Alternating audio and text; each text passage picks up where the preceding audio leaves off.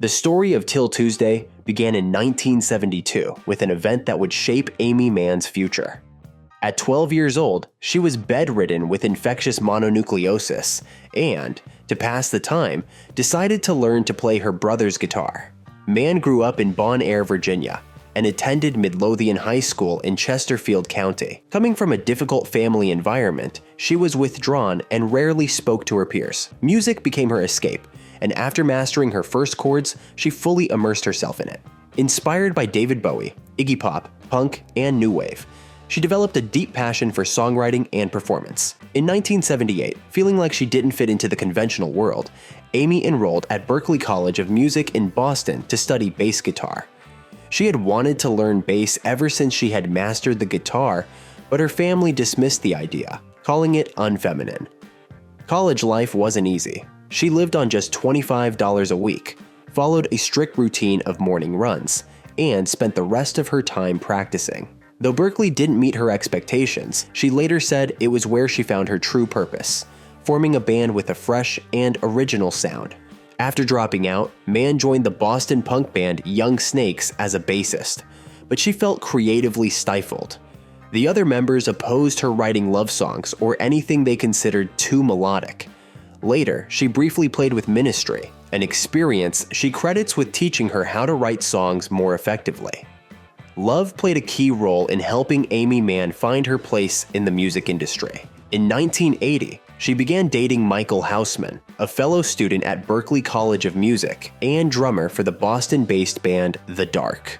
Inspired by their relationship, Aimee and Michael decided to form their own band, Til Tuesday. The name came about by chance. They overheard the phrase in a conversation and thought it sounded mysterious and intriguing, even if it didn't make much sense. Hausman brought in guitarist Robert Holmes and keyboardist Joey Pesce, completing the lineup.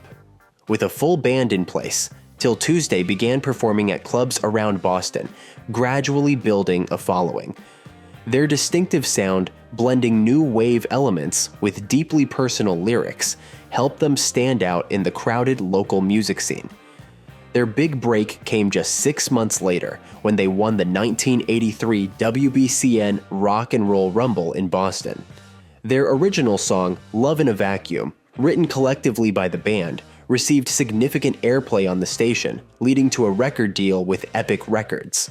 The song was later re-recorded for their 1985 debut album, Voices Carry.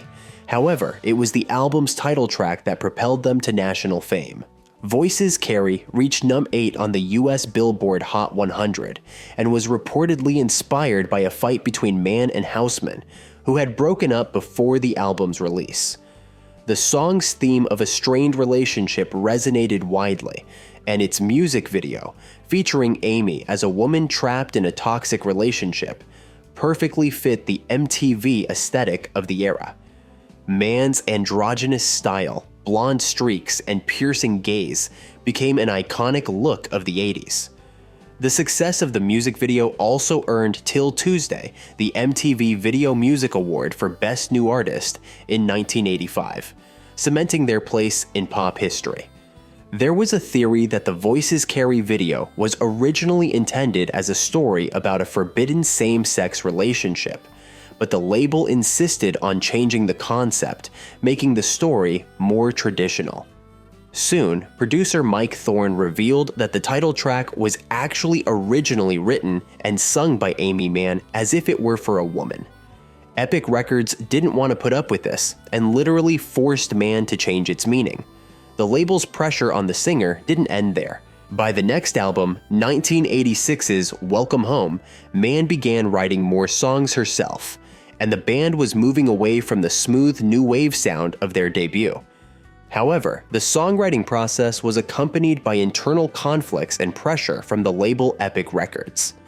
The musicians wanted to experiment, but the record company insisted on a more commercial sound, leading to tensions within the band. As a result, despite positive reactions from critics, the album Welcome Home was a commercial disappointment. The lead single What About Love reached only number 26 on the charts, which hit the band's ambitions hard, especially after the top 10 success of Voices Carry. The label blamed Mann personally for the failure, trying to force the singer to change her image and prepare more pop music for the next album. The recriminations and accusations did not help, but only aggravated the relationship in the middle of the group.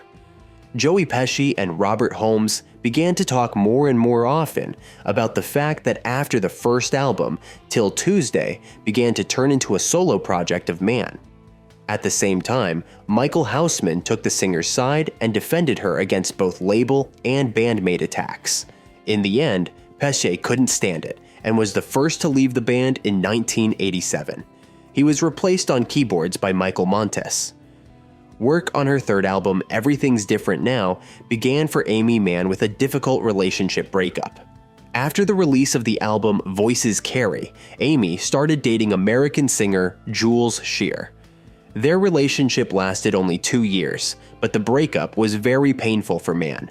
To fill the void inside, she immersed herself in work, and her emotional state affected the quality of the songs and the whole album, which was released in 1988.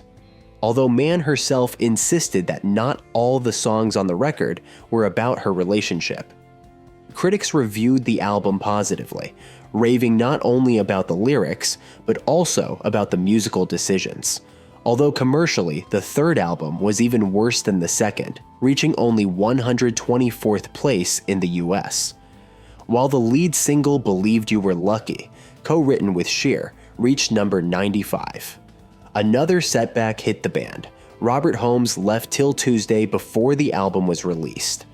And Michael Montes, although he performed on stage alongside Mann and Houseman, failed to become an equal member of the band. Therefore, the last live performances of Til Tuesday were more of a musical duo than a full band. Aimee Mann stopped tolerating the label's attacks, and in 1990 decided to start a solo career, and Michael Houseman became her manager. Bringing the band Til Tuesday back together promises Cruel World Festival, which will be held at the Rose Bowl in Pasadena on May 17, 2025. It will be the band's first official reunion in 33 years. Although Til Tuesday lasted only a few years, its influence on 80's music and subsequent generations of musicians is enormous. Voices Carry remains one of the top songs of the decade, and Aimee Mann's solo work has influenced many artists in the alternative rock and indie scene. This band wasn't just another new wave band. They left behind a sense of an era when music was honest, deep, and bold. They didn't chase commercial success, but created art that remains relevant today. And even though Til Tuesday didn't last, their music continues to resonate, reminding us of a time when sincerity could break through even commercial barriers.